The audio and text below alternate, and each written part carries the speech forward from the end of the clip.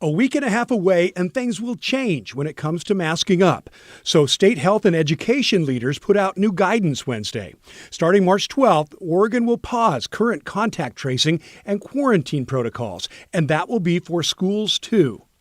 Because quarantine will no longer be required in schools, regardless of vaccination status, Test to Stay will shift to a form of modified quarantine to enhance exposure testing for those at highest risk.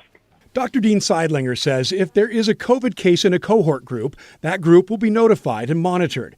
Then people who test positive from that group should isolate for 5 days. If they're symptom-free, they can return to class, and ODE recommends they mask up for 5 more days.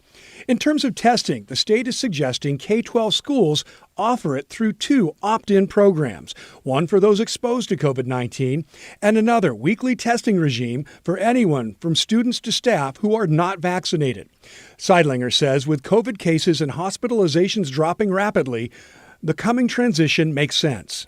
This is a time we feel we can safely make these changes without increasing the physical risk of spread of COVID and maintain that goal of keeping students in desks in front of talented teachers every day for the remainder of the school year. Last but not least, it will be up to local districts to decide whether or not they want students and teachers masking up. We know how some districts feel, like the Molalla River School District, chomping at the bit to end masking for students. Whatever course districts take, state health officials hope local leaders will follow the science. Like everything in the pandemic, it's dynamic and it changes from week to week. So we're hopeful that our local leaders will look to that data and make decisions based on the data and based on the experience of the communities that they serve. And they hope compassion and not politics lead the way locally.